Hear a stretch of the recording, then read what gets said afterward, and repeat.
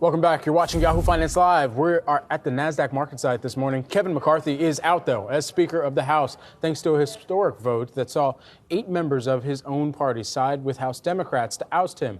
But what is this all about anyway? Hardline Republicans, including Representative Matt Gaetz, who led the drive to out McCarthy, say that they want spending cutbacks and less government debt.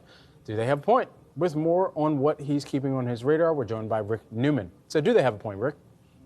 They do have a point, but nobody is serious about what to do about this problem. So just to provide the context here, the total U.S. public debt is now $33 trillion. And that is up from $23 trillion just 3 years ago. So we've added $10 trillion in debt. There you can see the depressing chart. We've added $10 trillion in debt just in 3 years. Most of that was COVID stimulus spending. Economists say that was generally the right thing to do. We've had a really strong recovery from COVID in the United States. But nobody is talking about what to do about that debt. So, Matt Gaetz, when he was fulminating in the House yesterday, he went on and on about how Congress just spends money with reckless abandon and so on. But look, he is not pinpointing the way that you actually solve the problem. I mean, you've got Republicans basically saying, let's cut arts funding and these little itty-bitty programs that really account for a tiny portion of the budget. The way you have to tackle this problem is you have to figure out what to do about Medicare, Social Security, and Medicaid, which are the main drivers of this debt. And this is only going to get worse in the future. So when you hear everybody in Congress saying we need to do something about this debt, you have to say to them, OK, Medicare, Medicaid, and Social Security are the problem. What's your plan? And by the way, don't tell us we should cut taxes. I mean, you cannot cut taxes if you are serious about the debt. That's exactly what Republicans did in 2017, as we know, with the Tax Cuts and Jobs Act. Matt Gaetz voted for that. He voted to cut taxes. And this is coming up again. At the end of 2025, some of those tax cuts are going to expire, which means we're going to have de facto tax hikes unless Congress does something about that.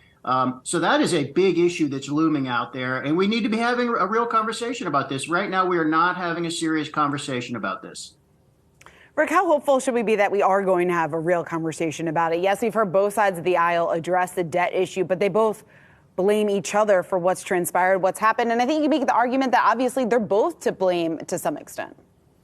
I'm not hopeful we're going to get serious about this anytime soon. I think it's well understood that it's going to take a crisis or at least something that is fully recognized as a problem before anybody ever gets serious about doing this. Both parties are equally guilty here, I think it's fair to say. President Biden, for what it's worth, I mean, he does have a plan. His plan is to raise taxes on businesses and the wealthy. Apparently, that is just not something we can do in the United States anymore. And, I don't let voters off the hook either. Voters, in principle, they're worried about all this debt, but nobody wants to make a sacrifice. Taxes should always go up on somebody else, not on me, no matter how rich you are. No, it's not my fault. It's put it on somebody else. And that's the problem. So we may actually be starting to see the beginning of a real market problem here because, these rising interest rates that we've been talking about for the last month, which are going beyond what the Federal Reserve is doing, one of the causes of that could be that we now have too much U.S. debt in the market. And everybody who used to buy that debt is not buying it so much anymore, including China, perhaps. So rates are going up as a result. That affects mortgage rates. That affects car financing rates. It affects credit card rates. So it's possible that this is finally starting to hit ordinary people, but it's complicated. It's easy to dissemble and put disinformation out and just kind of like lie about the whole thing. So we have a ways to go. All right. Thanks so much, Rick, for keeping tabs on this and, of course, some of the disarray in Washington, D.C. so that we don't have to every day. Appreciate it. My pleasure. See you guys.